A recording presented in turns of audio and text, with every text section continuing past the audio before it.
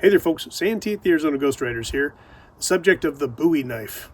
The long and the short of it. Let's check them out.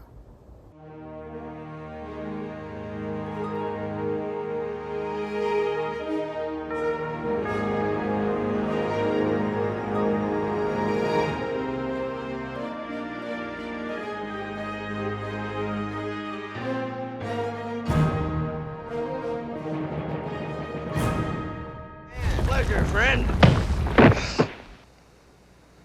You must be Jim Bowie. The size and shape is as described, and this knife is certainly everything I heard it was. I'm Bowie. I'm Davy Crockett. Well, I've done a few videos on knives, and early on mentioned the famous Bowie. I even thought I had tracked down a potential blade attributed to the famous Alamo Defender, but it wasn't it. Not it. There's a lot of conjecture about this classic American knife, but how did it affect the Wild West? Let's investigate. One story goes that this fella, Resin Bowie, was trying to skin a rabbit he killed in Louisiana. The early 19th century knife he was using slipped and he cut his hand pretty badly. This prompted him to design a superior knife. In the 1838 Planter's Advocate, Resin detailed that the length of the blade was 9 1/4 inches, its width 1.5 inches, single-edged, and not curved. Allegedly, Bowie had it made by a hired blacksmith who fashioned it from an old file. It was intended for use in hunting game, but eventually would stand for much more. That's not a knife. That's a knife. Not long after its completion, Resin handed the knife over to his brother James, who got into a fight on a sandbar in Natchez, Mississippi. Now, we don't know for certain that James used this new blade, but word got around he was victorious using this knife, which began the legend. Yeah, with one swipe of the blade, James Bowie eviscerated his opponent. There is another story that around 1830, James had a different blacksmith make him what is now known as the Bowie knife. Just a few years ago, an antique one surfaced marked Bowie No. 1. I'm a big fan of the coffin-shaped handle by Cracky. Regardless of which knife James Bowie hefted, I think we've all heard that he used it at the Alamo. He's a dandy, all right. Fun fact, versions of the Bowie were carried by Americans in other battles during the Texas Revolution. It was widely popular being carried by miners during the Gold Rush, and we see another variant come to fruition known as the California Bowie.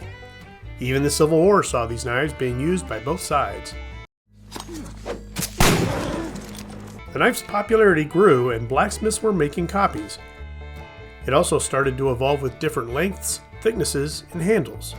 By this point, the Bowie design was a little like a runaway freight train. Sheffield knife makers in England were churning out Bowie knives that went around the world. In settling the Wild West, this would have been the knife to have. That distinctive wide blade with a clip point was recognized by frontiersmen and freighters alike. Not only could the knife slice like a razor, but could chop like a cleaver. They can cut through a tin can and still remain razor sharp. People even taught classes in how to fight with the Bowie knife. No, not yet. Not until me and Harvey get the rules straightened out. Rules? In a knife fight? No rules. After the Civil War and the advent of cartridge firearms, the need for the larger knives for self-defense minimized. They became smaller and were used more for hunting, but were still being produced. Many of our Old Westians carried them because of their many uses. There was even a pocket pistol with an extending Bowie blade on it. Through the ages, this knife has had reoccurring popularity. The famous K-bar military knife is essentially a Bowie. So, if you're looking to get a knife for your character, you really can't go wrong with a Bowie. They were readily available and very popular during the era of westward expansion.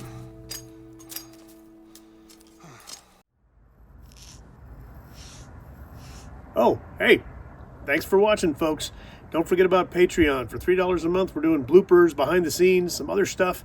This week it's on Jack the Ripper in the Old West. Yeah, kind of a fun one. As always, please like, share, and subscribe, and we'll see you on down the trail.